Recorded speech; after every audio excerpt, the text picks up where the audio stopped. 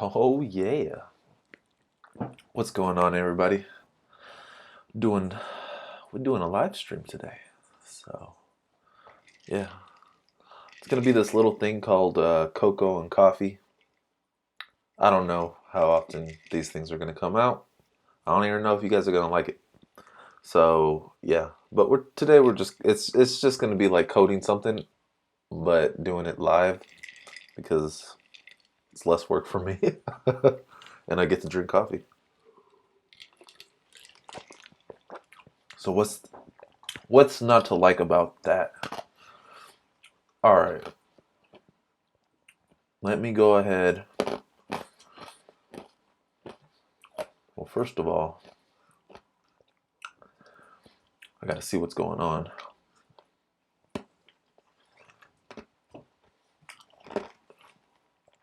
And feel free to ask questions along the way. I'm just going to breeze over this topic because I think I covered it before, but somebody had a question about essentially, using a table view to populate information. And we're not going to necessarily be populating information. We're just going to be, I'm going to show you how a table view is beneficial. But I think there was just a disconnect in understanding of how table views can be very beneficial. So we're going to be getting on that right now. Let me just say I'm going live. Going live. Oh yeah.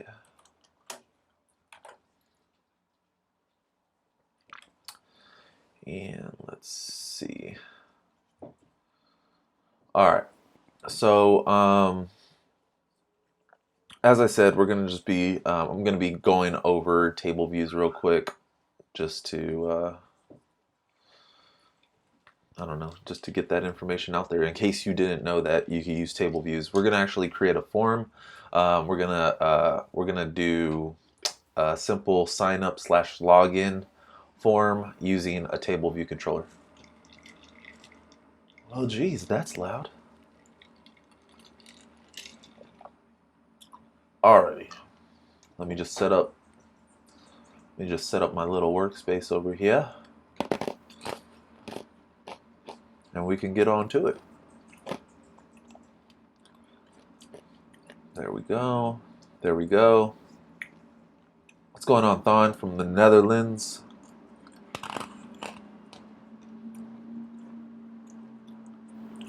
My trackpad keeps going out. I don't know why it is. All right.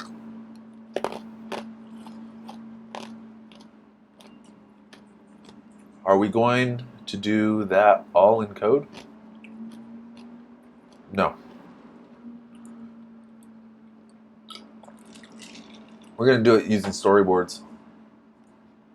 If you want, towards the end, we could look at doing it in code. But for the general topic of just getting it out there, I'm going to do it in storyboards because just makes more sense that way. It's a lot faster. Yeah. Okay, so let me see. We want to do a new project. New project. We're going to do single view app. And we'll just call this sign in. All right, and then we don't need any of that. Oh man, what is this? That would be great. Yeah, we could go over possibility of doing that in code towards the end. I haven't done it in code because storyboards are super useful for something like this because just drag and drop. But we could do it in code. That's fine. Let's see. Desktop. I don't even know where the hell I'm going, guys. KL Learning. That's where I learn you. Remember? Apparently, I didn't. All right, we'll call this table view forms. Oh yeah. Save it. Let's save it. Let's save it. Oh, I should have called it table view forms up here at the top. Alrighty. Well, It's okay. Yep. So let me just set up this screen so it takes up the entire view. Looks nice and pretty for y'all. I like to make it look pretty. Alright, so let's go ahead and go through this real quick because it's not too hard. First things first, we're going to start off with the TableViewController. TableViewController. And if you're wondering why I'm over here in Xcode 9, it's because my production, like when I work on stuff, I don't do it in Xcode 10. I don't even have Mojave on here. This is High Sierra, baby. It's just too risky. What's going on, man? Shailesh? I hope I said that. Oh man, you guys see that? Connection lost? It's so annoying. Alright, so let's go ahead and do that. Image view. Because what's a login page without an image? Am I right? Alright, let's add some constraints. We want this to be a square. We'll do 200 by 200. That works. We'll also center it just because I want to. Looking good. Need an asset for that image. I'm going to use that Kilo Loco logo.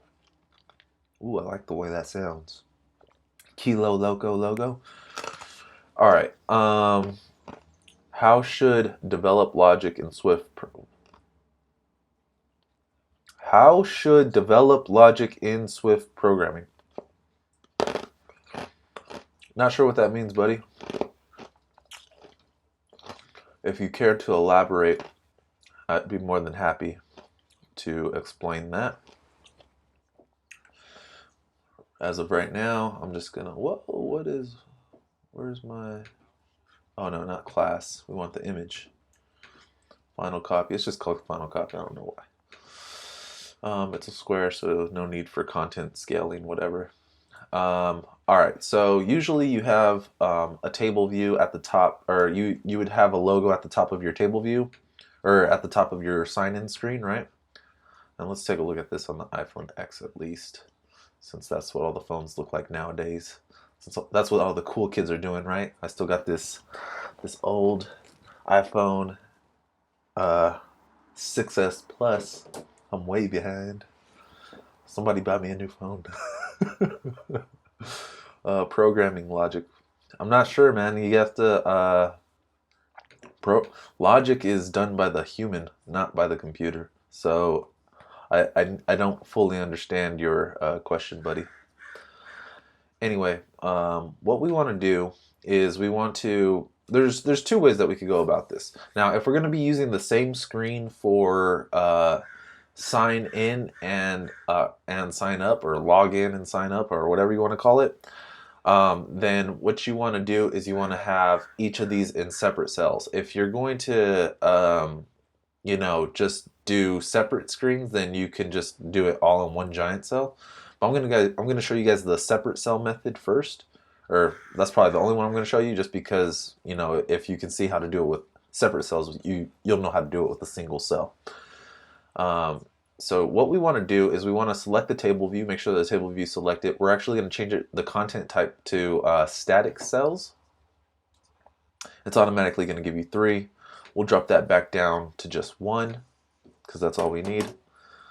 And then what we'll do again is we're going to add another cell, table cell, right there. And then Matthew came in. He says, "Hey Kilo, I love the new YouTube logo and images for the video." Thank you, man. I spent a lot of time working on it. I'm trying to come out with some better content for you guys. I'm trying to make the entire I'm trying to make everything better for you guys.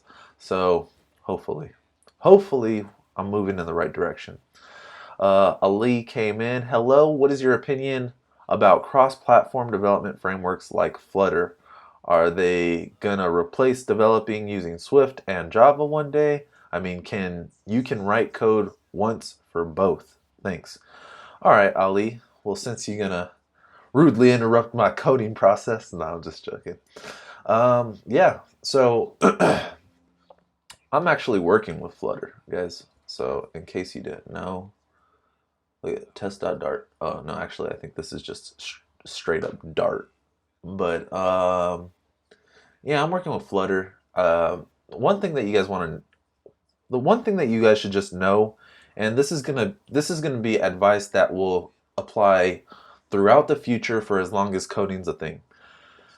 Don't put all your eggs in one basket. I know Swift is a great language. It's my favorite language. I love it. But learn other skills just so that you never end up with you never end up in a bad situation. Now, is Flutter going to replace Swift and Java? No, most definitely not. Swift is actually, branching out towards, back-end development. I mean, there's already companies using Swift in their back-end. It's only a matter of time before Swift actually makes it onto Android, I believe. I think it's eventually going to happen.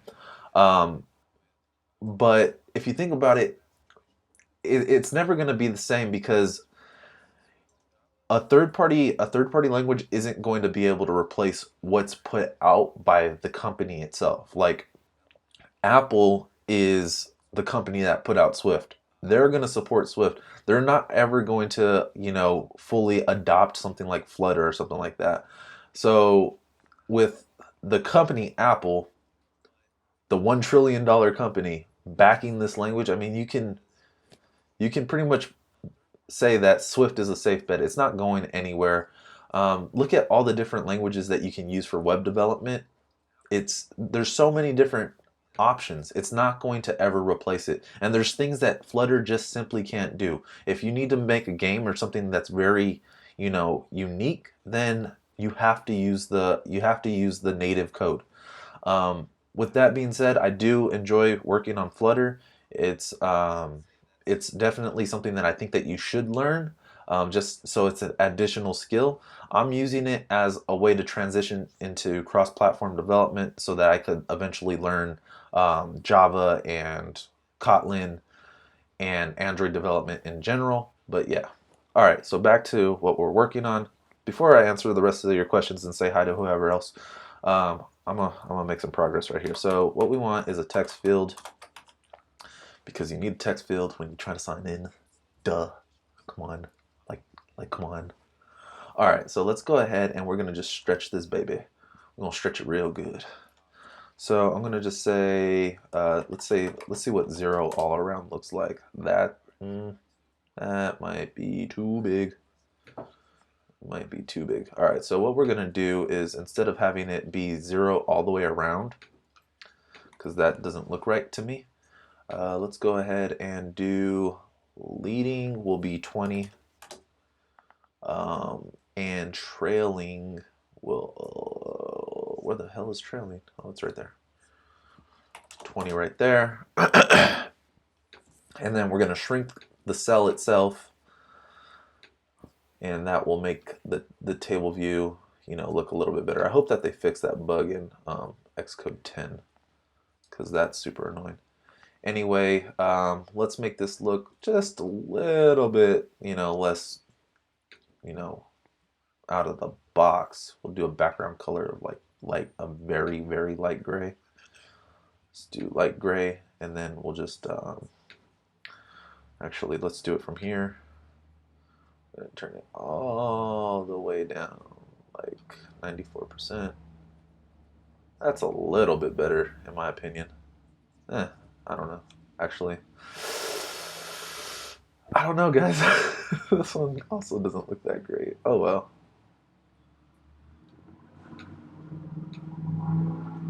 Oh well. It is what it is. Alright, anyway. I tried. See, this is why I'm not a designer. I'm not good at doing designs. Alright, so what we're going to do from here is, now we're going to go back to the table view section. We're just going to increase this by 1. And what that's going to do is it's going to automatically copy the last cell that you have, and then it's going to put everything in the same exact way. So now we have these 2 cells, and we'll just call this.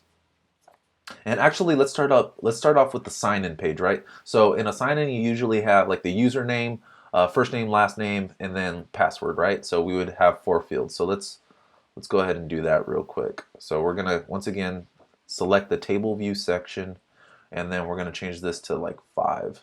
So username, first name, last name, password, something like that, right? So let's go ahead and add in placeholders so we know what we're working with. Username, first name, last name,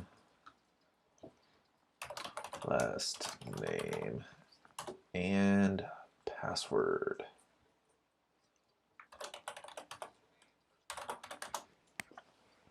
All right, cool.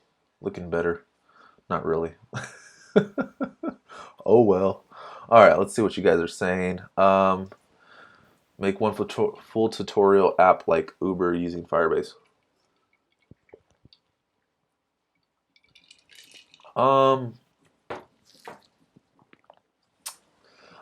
I do plan on doing a course on Firebase, so I might actually do the Uber. I might use Uber as an example for Firebase. So yeah, I might put out a tutorial or a course on that. If you guys are interested in my courses that I plan on putting out and following along, it's going to be at kiloloco.com. Just check that out. There's a full access pass for about $8 a month or $80 a year. I try to keep it very affordable for everybody. All right, my name is... Okay. Hello, Kilo. Nice to see you, mate. Nice to see you, Katia. Hi, Kilo. All right, let's so that you guys can see what the hell I'm looking at too. Is this C-room big enough? I don't even think that text is big enough. Let me see. Hold on.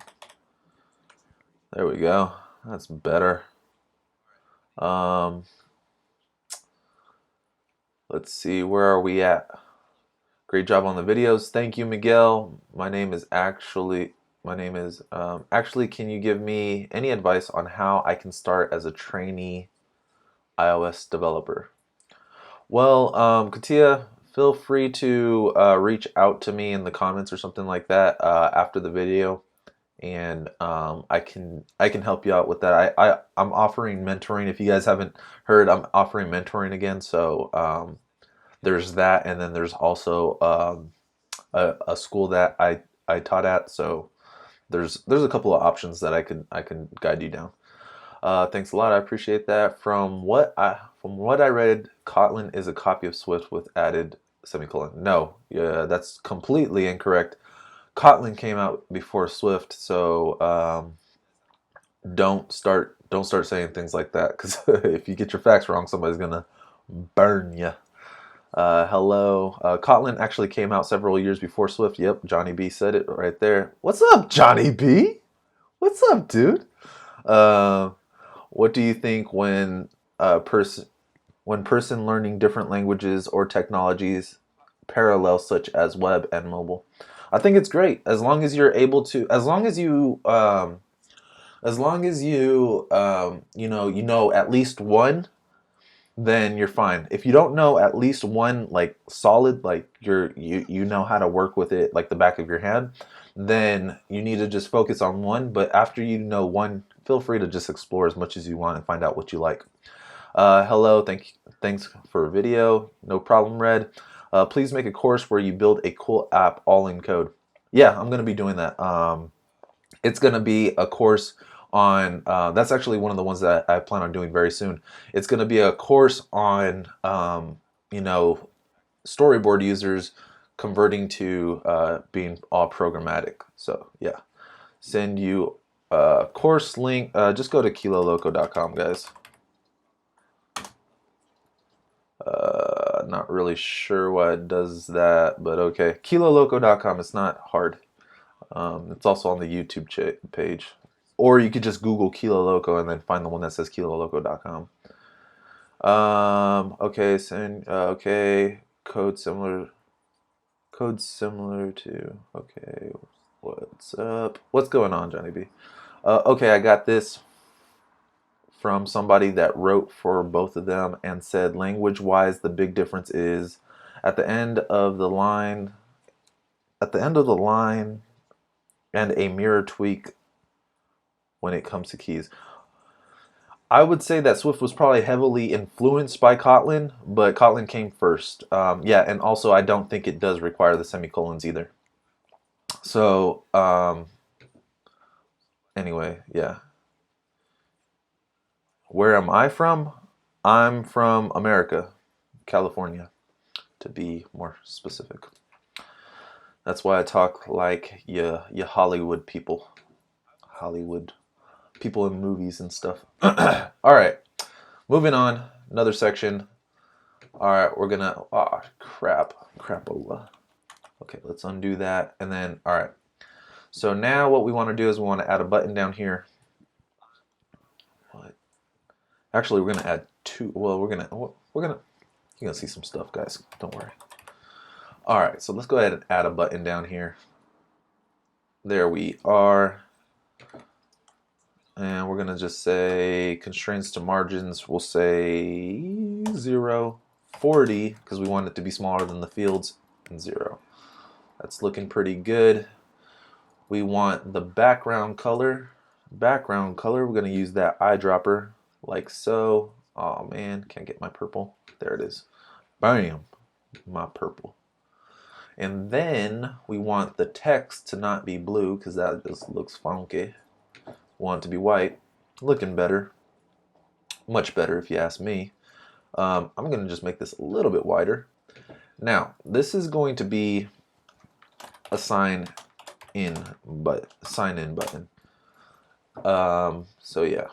All right, so this is generally what our form is going to look like. We could add way more space down here if we wanted. Let's go ahead and do that. We could do it like this. And it should look all right. So let's go ahead and run this on an iPhone X. And I'll switch over to see what you guys are saying real quick. Let's see.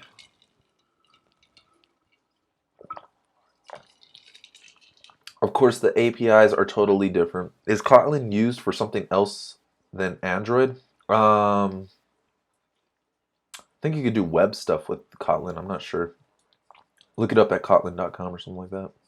I guess oh man, I really don't know what you're trying to say, dude. Kotlin is to Android what Swift is to iOS. Well, Kotlin is to Java what Swift is to Objective-C. That's what I would say. A new language for each platform. Yeah. And yeah. Okay. And I think that I might be wrong, but I think Kotlin actually compiles down to Java. I might be wrong though. All right, coding. Let's see what the simulator has to say to us. We'll just say, "Hey simulator, what you doing? Wake up, buddy." Oh, it is awake, but guess what? We don't have an initial view controller. So let's go ahead and connect that as well. Because if you don't, then you just get that black screen of death. All right, that's looking pretty good. Now, what we have, hold on. What we have right here is, your basic form. The reason why we're doing this in a TableViewController is because, and not a table view, but a TableViewController, it's very important that it's a TableViewController, is because that sometimes something like this field down here, password, would get covered by the keyboard and you wouldn't be able to access it. So with a TableViewController, it's you automatically have scrolling built in, which is really cool. And if the keyboard, let's see if it will even do that. If the keyboard was going to cover it, it would automatically move that that view up. So what I'm going to do right now is I'm just going to show you an example of that by making this top cell very large. And we're just going to pretend like all these fields are they need to be all the way towards the bottom or whatever. And the keyboard would obviously be covering password, right? But if I tap on it, you see that the table view is automatically going to handle moving up the the field so that it's still visible. So that's the biggest reason why you want to use a table view controller when you're doing a form, is because it's going to handle the keyboard for you. If you're working with a scroll view, I think it would do the same thing, except I hate working with scroll views because you can't get the constraints to work. It takes, like, you have to do all these weird things, and then I don't know. Anyways, that's why I prefer working with a table view controller. Now, let's go ahead and put that back, right? And what we want to do is we want to make this, we want to make it so that we can essentially switch between sign in and sign up, right? Or log in and sign up, or whatever you want to call it. I called it sign in. I like sign in and sign up because they're very similarly named. All right, so what we're going to do is we're going to add one more section. And this is going to copy that last button, and instead of sign in, it's just going to say sign up, like so. And then I think the very last row that we'll add in here is going to be another button, except this one's going to look a lot different, and it's going to say, or we're actually going to need two. We're going to need another one, so we'll do two. Let's go ahead and add one more. Or no, let's do this first. Okay, so we have the sign in, we have the sign up button, and what we need to do here is we're going to turn this back to the default color, and then the text will actually be like the colored text, so we'll make it that purple.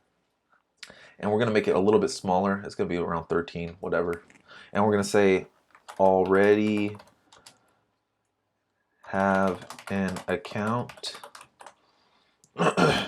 Sign in, like so. See that? And then what we want to do is we want to go ahead and copy that. So let's go ahead and create one more section and say don't have an account, sign up. This is just one way you could do it. I mean, there's all kinds of different ways to choose from to do this, but yeah, this is a really easy way to do it. And now what we have are essentially all of our options, because for the sign in, right, we're just going to be using the username and the password. For the sign up, we would be using all four of these fields, and then depending on whichever version or mode that we're on, we're going to just, you know, hide and show different fields. So now that we have like all of the UI elements in place, let's go ahead and start connecting some of this stuff. But before we do that, let's see what you guys are saying, because I know you guys are sending me stuff.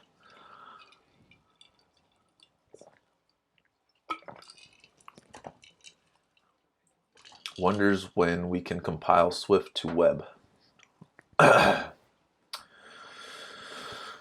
I don't know if that's going to happen. JavaScript has a tight grip on the web. In this tutorial, you can connect this form with API. No, we're not connecting it with the API. We're just gonna. This is just UI stuff. Please make video for UITableView. Load more data from JSON when scrolling. Yep, got that on the list. Yes, Kotlin is some sort of Java. Java 11 is now changing a charging a subscription. I believe is $25 each license and $250 per month. I hope other languages don't follow this stuff.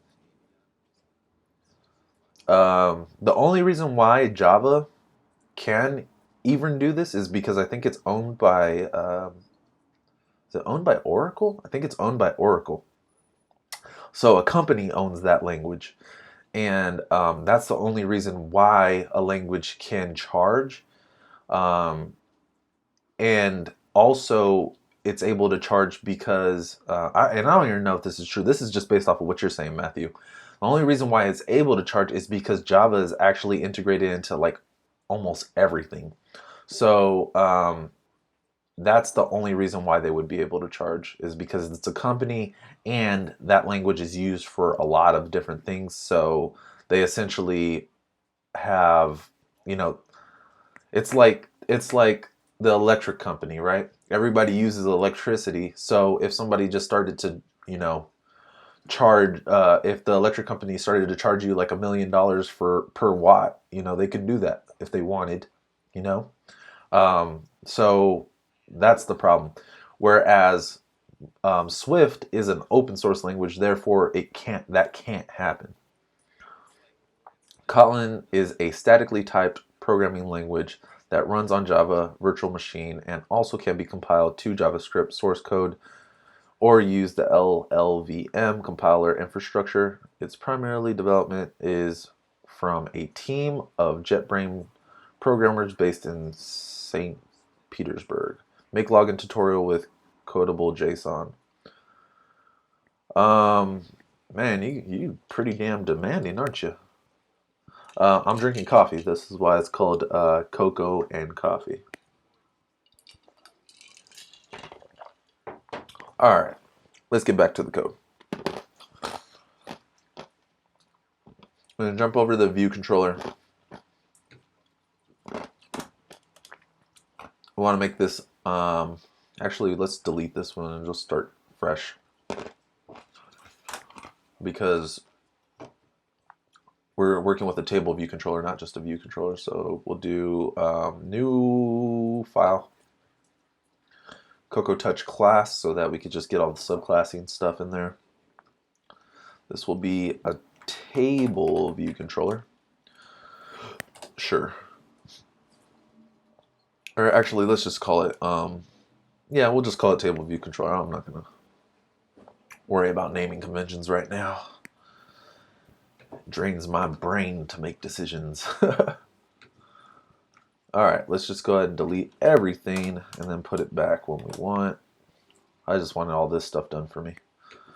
Alright, so no, we don't even need number of rows in section. What we need is height. We need height for row at index path. That's all we really need. So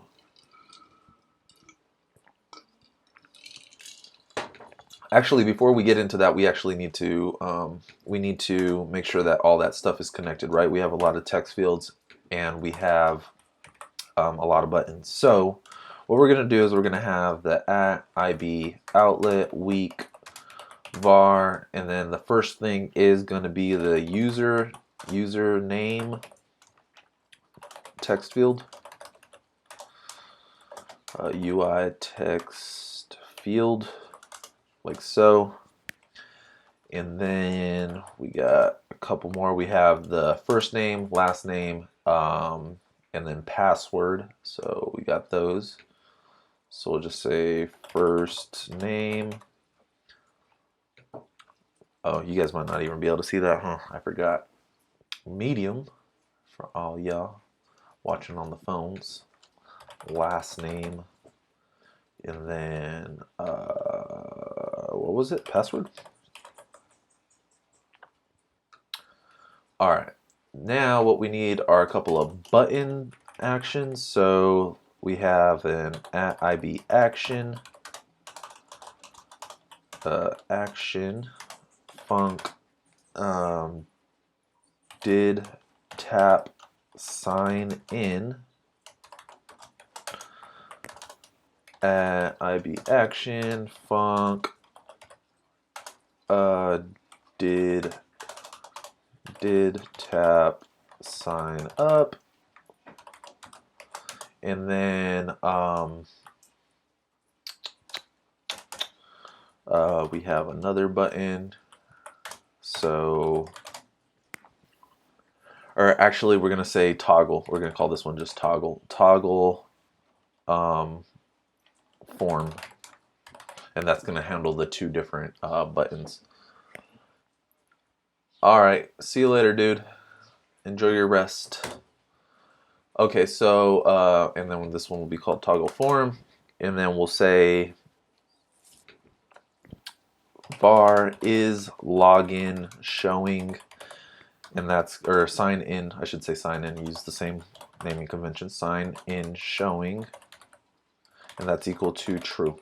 So let's talk about what's going on right here. We have the 4 outlets for each of our text fields. We have 3 functions. This one will be when the sign in is tapped. This is when the sign up is tapped.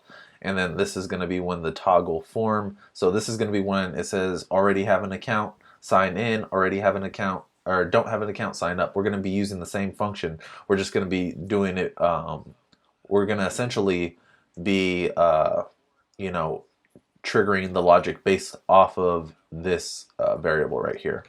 So if actually I want to just say sign in is showing. If sign in is showing,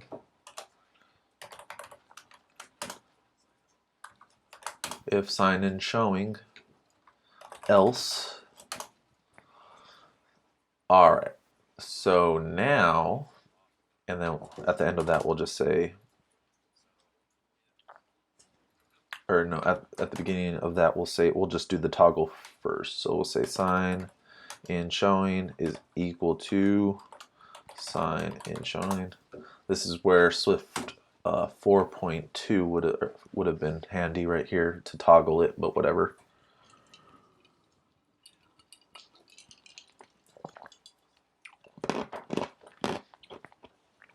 Okay. So Thon is over here asking, oh, hold on. Oh, Thon said, I need your advice. I'm 16. I code with Swift for 2 years now. Pretty familiar with it. Because of my age, I can't get a full-time job because I have school.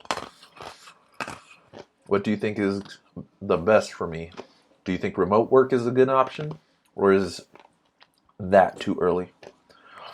Well, I think contracting might be a good route for you. Because when you're contracting, nobody really cares about your age, and half the time, like, you could do contracting online and they won't even know you. So yeah, it's going to be remote. And then yeah, if you're contracting, then you know, you can start making money. You just have to build up a portfolio, and show off that portfolio, and then you get a lot more clients. You know, or as you get clients, you know, you'll build up that experience, and then you'll be able to, when you turn 18, you'll be a lot easier to hire because you'll already have, like, you know, 4 years of experience by then, paid experience, 2 years of paid experience, and you're gonna be a rock star, man. Or I mean, you could look at what Jared Davidson was doing. You know, he ended up he started really young. He started around you know, your age. And he ended up making that app Tag, you know, so you can make an app and you can turn an entire business into, or you could create an entire business from your app. So you could do that too, you know. Don't let your age be a reason why you can't make money. There's always a way to make money. You just got to be smart about it. All right. Do I have good sites to get contracts? No. I personally don't. I don't search for contracts. I have people offer me stuff and I turn down that stuff all the time. I would say Upwork is a good place to start. You might have a hard time getting in contact with Jared. He's doing something with his church, I think. But yeah. But yeah, try Upwork.com. I know that place is a place for contractors. All right, so let's get back into this. Let's go ahead and connect all this stuff. Man, we're moving slow this morning. It's probably because it's decaf coffee. That's why, you know, I'm like not even all the way awake. Still like whatever.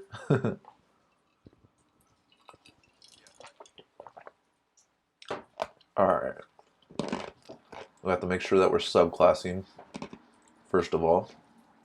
So let's go over here and make sure we're subclassing from that file we just created, right? That class that we just created.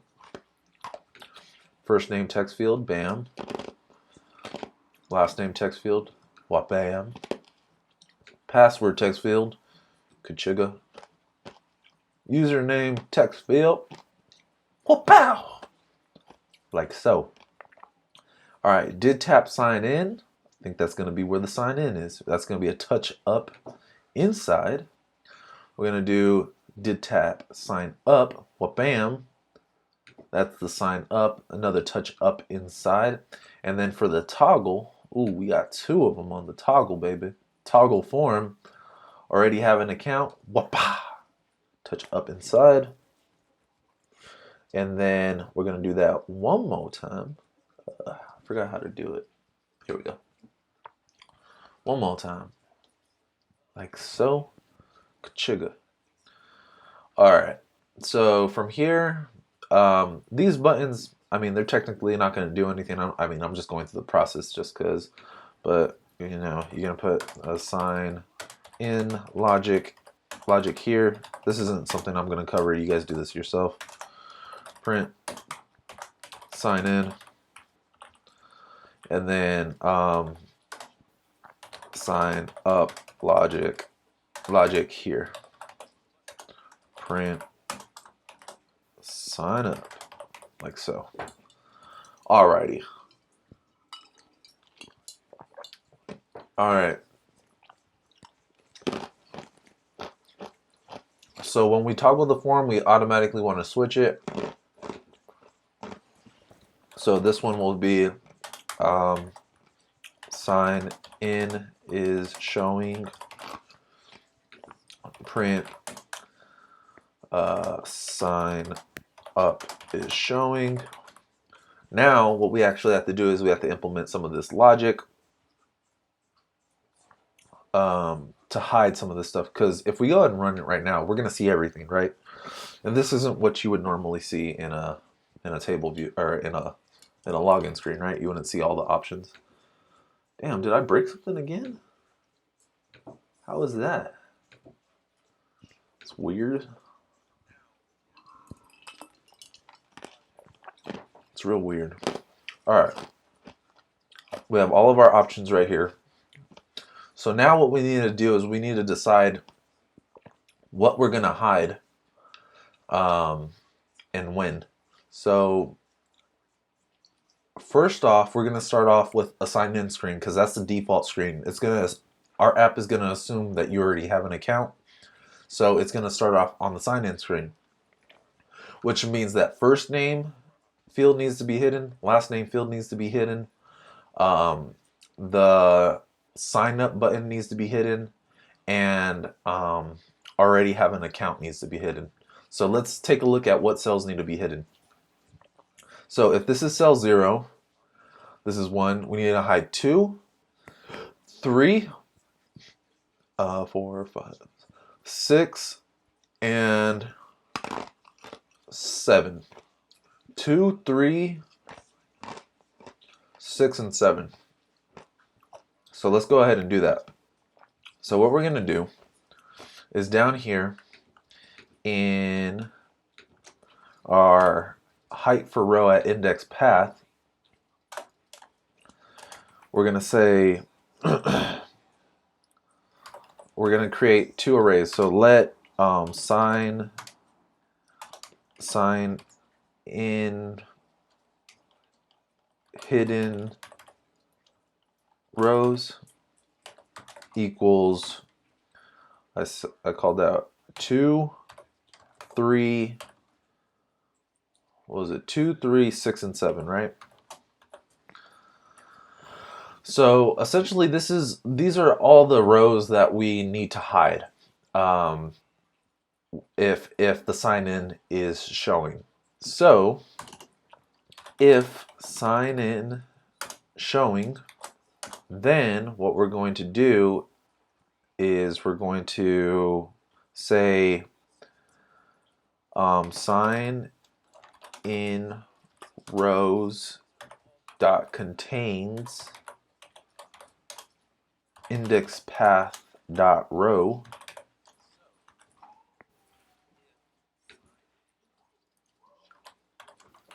we're going to make this an if statement. If it contains that, then we're going to return 0.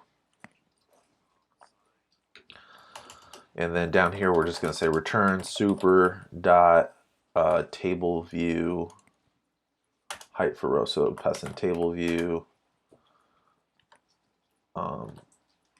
for row index path. All right, index path like so. And yeah. All right, so let's go ahead and take a look at our form real quick and let's see if it's working the way that we think that it should be. And I'll go back and I'll explain this a little bit better, but yeah. All right, so as you can see, if we were going to sign in, this is what it would look like. So username, password, sign in, and then don't have the account. So this is correct. So now what we want to do is we want to do the same thing for sign up. So we'll say let sign up hidden rows equals, and it's going to be an array of integers. So let's go ahead and oh well, before I go through that, let's talk about what's happening. So I said that these are the rows, these are the number for the rows that we want to hide, right? When we're doing the sign in.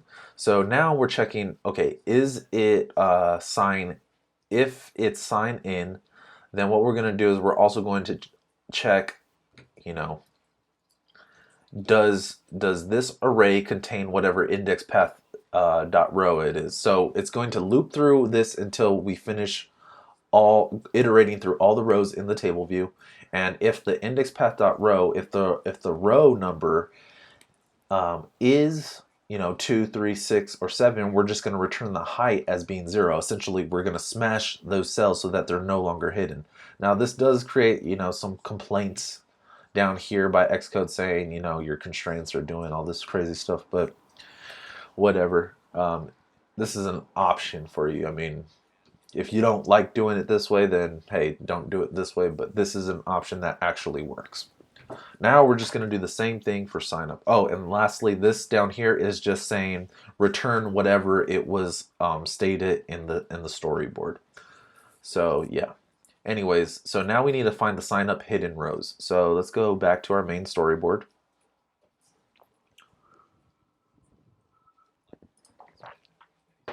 All right, so for the sign up, we're going to only be hiding a couple of different things. We're going to be hiding the sign in button, and we're going to be hiding this button right here. So this is going to be 0, 1, 2, 3, 4, 5. So we're going to be hiding 5, 6, 7, and 8. We're going to be hiding 5 and 8. So let's go ahead and say that we want to, if it contains 5 or 8, then we're going to hide that. So we'll say else if sign up hidden rows dot contains index path dot row, then we're going to return 0 for those, like so. All right, so now what we want to do is we want to just say that, okay, instead of the default being sign in, we're going to just say that it's going to be sign up. So let's see what our sign up screen looks like, and we should be hiding those other rows. And voila, we have all the appropriate rows showing. We have the sign up button and already have an account. Oh, this is actually the wrong one. This is the wrong one. What did I do wrong? So we're hiding. Oh yeah, no, this is the right one. I'm sorry. I don't know. See, it's not real coffee. I need to get real coffee, guys. Yeah. Kate says, thank you for all your videos. Work, man. No problem, Kate. My pleasure. All right. So now the last thing that we need to do is we need to essentially make the toggle work, and all we need to do is just reload the data. So TableView.reload data, and that should, I think that should work. So we're going to start off with true.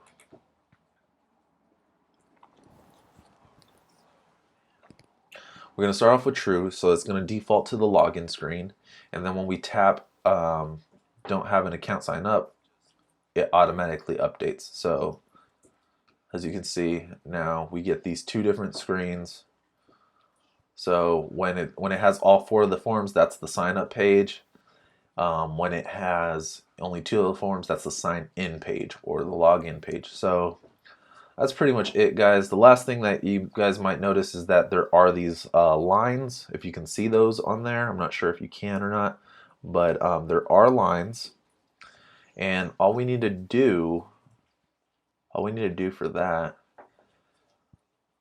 if you guys have questions, start asking them now so that I could so I can go over them, and we'll start talking about them right now. Questions about anything, that is. You could, I mean, it could be about this tutorial, or it could be about whatever you want. All right, so the way that we get rid of those lines is we have the separator. Instead of default, we just set that to none. Makes everything go away, and now it's going to look a little bit cleaner.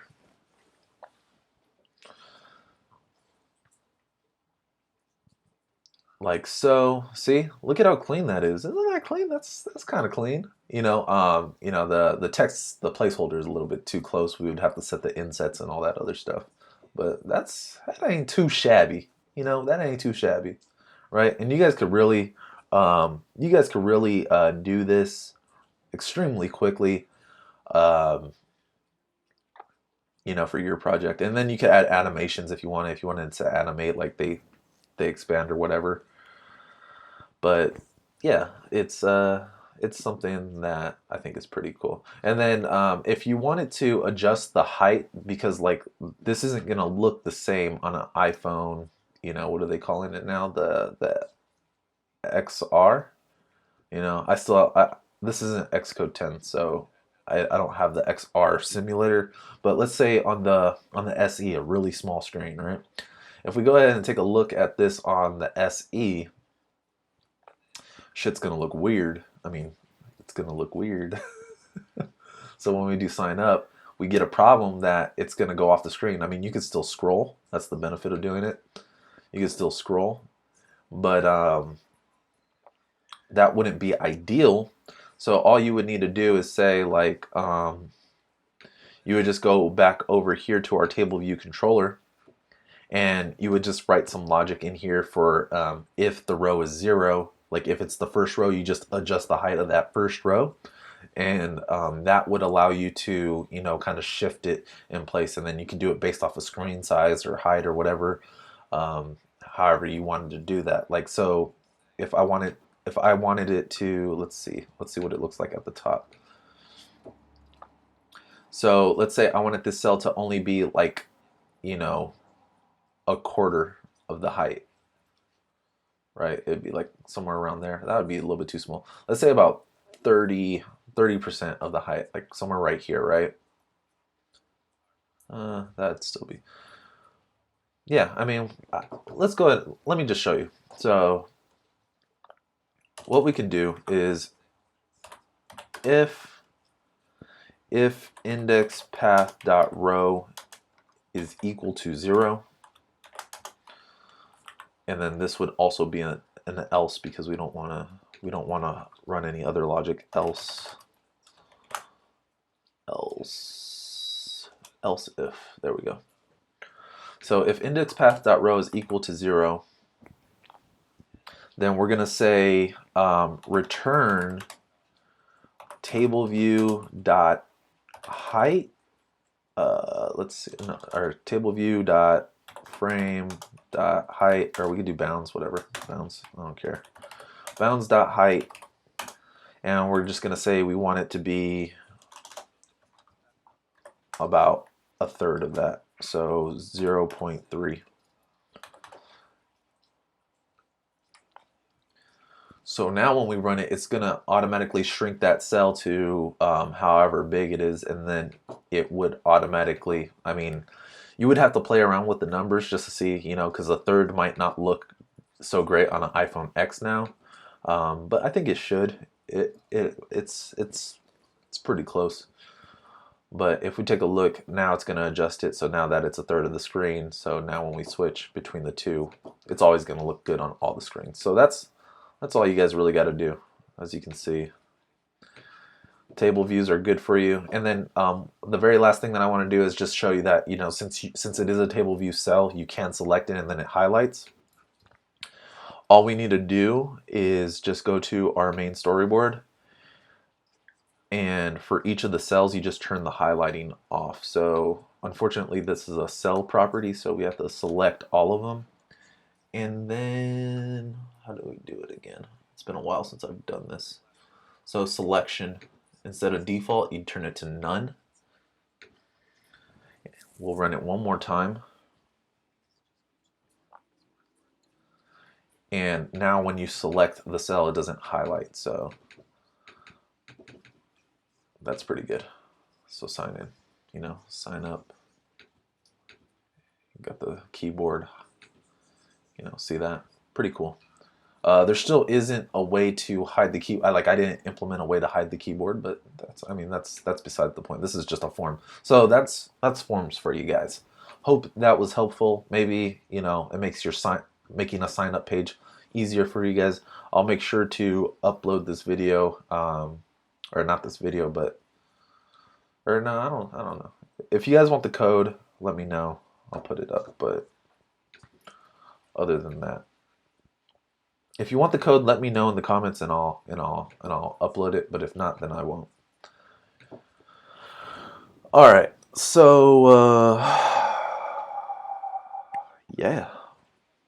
All right. So Kilo, what are you thinking about making? What are you thinking about making paid courses? So ideas for the paid courses that I have. I'm gonna have. I finished doing a pop course. I finished recording a pop course. I'm actually going to start editing that today, a protocol-oriented programming. That's going to be released, I'm hoping, sometime this week. Actually, I think I might just release it tomorrow, honestly, and then just keep uploading and editing as I go. But it's done. I recorded everything that I needed to record. All my courses are going to be like you know, constantly growing. So if you want, like if you join the if you get the course, you're gonna have access to it, and then it's constantly going to be updating. So like when Swift 5 comes out, and I talked about something in Swift 4.2, and now in Swift 5 it's like different, then I'm gonna make you know, another video for that, and it's automatically going to be provided for you. So the courses will continue to be updated whenever they need to be updated. So yeah, but I'm gonna be releasing the pop course very soon. I'm gonna be doing an intro to reactive programming. I don't actually know reactive programming right now, so I'm gonna learn that, find out actually why people like to use it, because I've spent a lot of time trying to find out, like, why would I want to do this, because it's very it's like there's a lot of stuff that you have to do that isn't very clear, and the problem with that is that, you know, obviously once you know it, it's probably easy and very easy to understand, right? But the problem is that if you're working on a production project and somebody doesn't know reactive programming, then that becomes a very big liability. So yeah, and it's not even necessarily reactive programming, because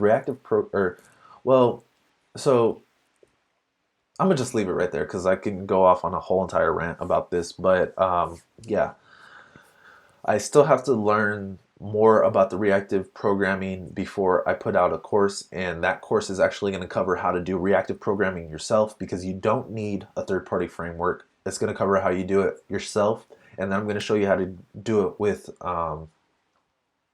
you know, the two most common frameworks, which are Reactive Swift and RX Swift. So yeah, and that will probably, more likely than not, it'll probably just be an introduction to reactive programming. I probably won't be able to cover the complex stuff, because once again, like I said, I don't fully understand why I need to use it, and two, I don't even know it yet. So there's that. The next course that I actually think I'm going to probably be working on is going to be setting up a networking layer, a very robust networking layer, so that you don't have to rely on things like Alamo Fire, and so that you can still do things like uploading video, or uploading like images or videos, doing multi-part form requests, doing JSON requests, having your networking layer be easily accessible so that you can create APIs really quickly.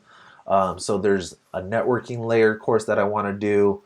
Um, there's a lot of courses. So I need to put together the list. I don't have the list put together. It's kind of all up in my head, which is really bad because I might forget something. But there's a lot of topics that I plan on covering. Now, if you were to subscribe today, right now the price is $8 a month, and this is the all access membership. It's $8 a month or $80 a year. So if you do it for the year, you get like 2 months free. It's a membership, and you get access to all my content. I'm trying to keep it super affordable. I think $8 US dollars a month is pretty fair. It's cheaper than Netflix, right? Um, and you can actually go to kiloloco.com right now and subscribe, or you could purchase the courses individually. Now, if you were to purchase the course individually, it's more expensive just because it does take a lot of time to make these, and I'm trying to gear it actually towards it being more beneficial for you to just be a member, a subscription member.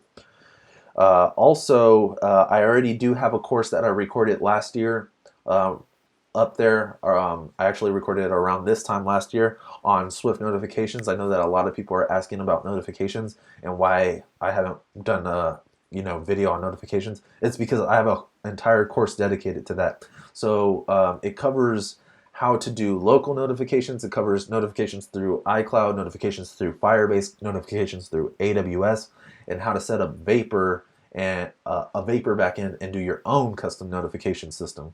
So it's a very robust course, and there's like a lot of gems in there. Like there's a lot of good information in there, even if you didn't care to learn notifications.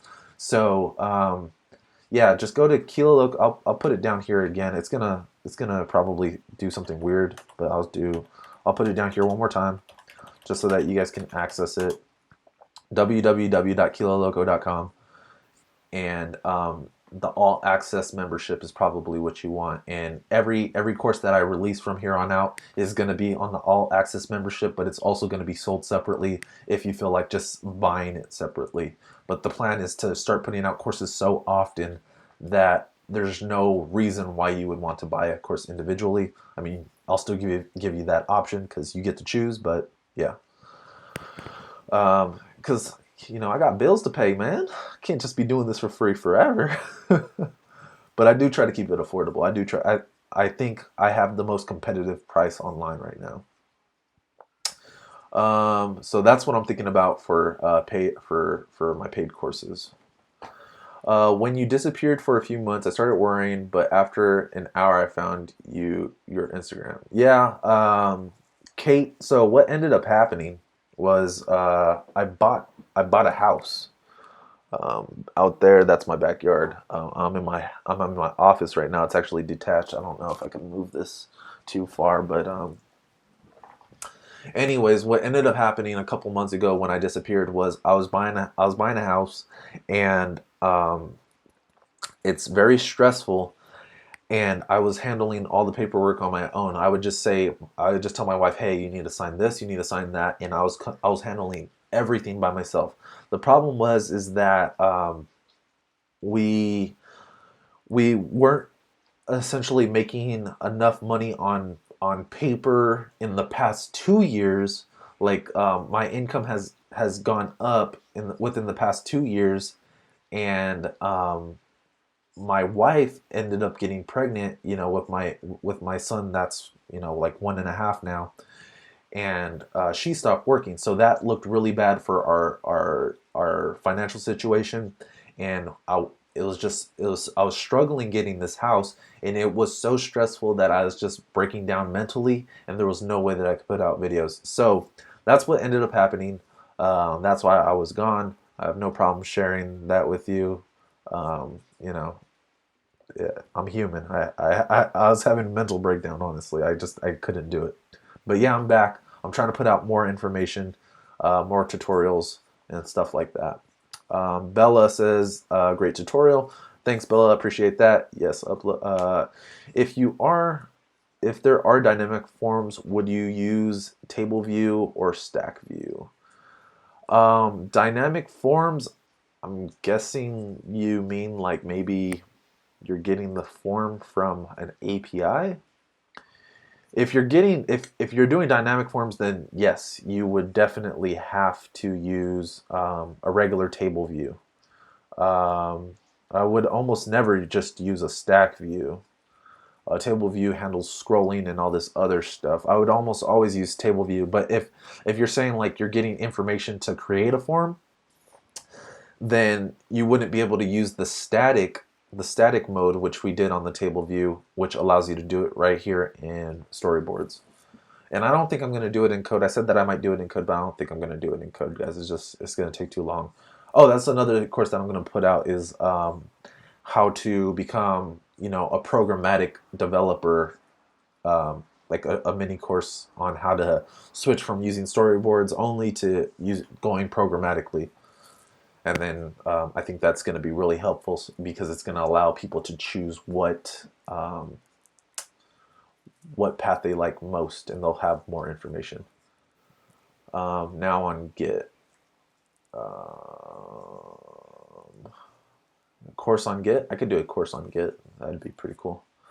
Okay, I'll purchase. Thanks, I appreciate that. That would be cool. Let me see. I think it scrolled down way too much, didn't it? Are you planning on making architecture course like MVVM and Viper? I'm not gonna do a course on those. I think I'm gonna just do videos here on YouTube. So I think that might actually just be free content because it's an idea. I might make a course on it, but I'm not sure. Um, but personally, I don't think that I would make a course just on MVVM or on Viper. I think that I might end up doing that as just a YouTube video. It's been a while since I looked at MVVM. It's been a while since I looked at Viper. I never really fully understood them because when I was learning about them, I was using storyboards, and there's a disconnect when you only use storyboards and having different architecture patterns. So I have to go back and look at those. But if I could get it into just a single video and explain it, I'll do it in YouTube. If I need to go through and make an entire project, then I'll do a course. Now, there is the likelihood that I might do both. I might talk about MVVM and the basics on YouTube, and then I'll go through a long series of examples of how to build up an entire app, and I'll say we're going to do this, and then we're also going to be using MVVM. So it might be like a 2-in-1. Like we're going to be like, let's say, like for example, this isn't necessarily what it's going to be. Let's say we're going to do Firebase, and we're going to be using the MVVM architecture. That might be something that I do. Greetings from David Lynch. Greetings from, I don't understand. Okay. Love your channel, dude. Keep working your magic. Thanks, Elephant. Yeah, I'm planning on putting out more content. Trying to get the content to be a little bit better. As you saw, the thumbnails, I feel look a little bit better. You don't have my stupid face on them anymore, so I think it's been working. Also trying to speed through the code and keep the tutorials much shorter, so still got to work on that though. For those who are watching on phone, okay. Sold to the man with the elephant ball. That's not bad even for second world countries. I think you guys are talking about the prices. Yeah, $8 US a month. I don't think it's too bad. I just iOS development, and your channel has been so awesome for me. Yeah, no problem, Sylvester. Glad that I can help. My videos used to be extremely long. I'm trying to make them shorter, but still keep all the explanations very. Trying to keep them very robust, I guess is a word to use. I don't know. There are hits, and it says it supports Swift compile to WebAssembly. There are hits, and it says it supported in LVVM. Where are you? Okay. I feel like there's like, okay, I don't know, I'm missing something. Upload code on Git now. Oh, okay, I'll upload code. Um, I'll upload the code. Can you start some tutorial on RX Swift? Like I just said, Bella Posa, I'm probably going to be doing a whole course on that. So I'm not sure if I'll make a YouTube video. It might just be a whole course, and you might have to. It might be just exclusive content. But like I said, um, all access passes I feel is going to be relatively affordable. Thanks for all your hard work, Kilo. Appreciate it so much. No problem, Gon.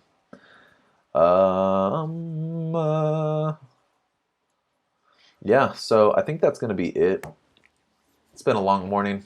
It's been a good morning, though. So what I'll do is I'll upload this video will actually, since somebody asked for it, I will end up doing it. I don't do my videos on, I don't do the code on Git. I actually just I put them on my website, and then you can download the source code from there.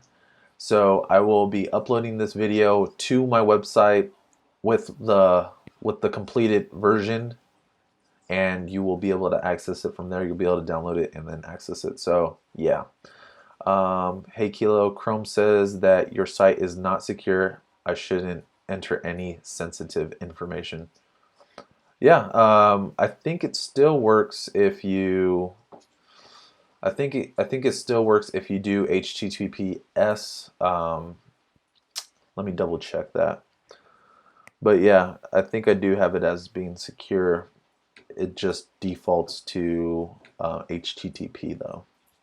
I might be wrong, but it's all done through Teachable. It is secure trust. How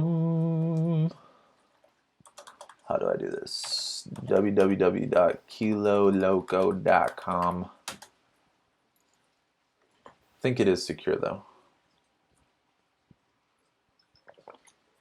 Yeah, so just type in the type it in with the S, and I think it will go to the secure website. So not really sure why it does that, but yeah, it does have the secure option available. Not really. I'm not a web developer, so I don't really know how to. I'm not a web developer, so I don't really know how to make it default to just that. But yeah.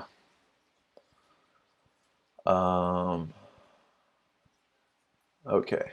So thanks for your tutorial. No problem. Don't end the video, man. Kilo, I wish I am like you. I become a developer. Like, yeah, you don't want to be like me. There's so many better developers out there. It works both ways. Yeah. Yeah, so yeah, just do the HTTPS. I think when you just do www, it might just go to the regular website. Like I said, not a web developer, don't know how to make it just default to the secure site, but yeah, it does support secure. All right, guys, that's going to be it. I will talk to you later. If you have questions, make sure you leave them in the comments below. Always willing to help. Also, oh, one last thing. I'm thinking about doing a paid community, a paid Slack community, and offering my availability, because in the past videos, what I did was I was saying go over to my Twitter page and send, like, if you have questions, ask there, because YouTube has such a terrible system for like comments, and then if you post your code in there, I can't read it, and then like on top of that, it's just it's hard to respond in YouTube. So I'm thinking about doing a Slack community and opening it up, and I'm hoping that not only will I be able to help, but I'm also hoping that other people will be willing to help as well. So it's like an interactive community, but it would be a premium thing. Like, it would be something that you have to pay for. So I'm thinking of making that like another affordable, but I think it's going to be affordable, but I'm not sure. I have to look into that, but is that something that you guys want? Is like a paid Slack community something that I should even consider? Let me know. I think that you guys may benefit from it, especially since it seems like I'm getting messages in Twitter all the time saying, "Hey, I have a question about this," or "Hey, I have a question about that." So yeah. Anyways, that's gonna be all. Let me know what you guys thought about the tutorial. Let me know what you guys thought about the possibility of having a premium Slack community, and then yeah, any other videos or topics that you want covered, leave them in the comments down below.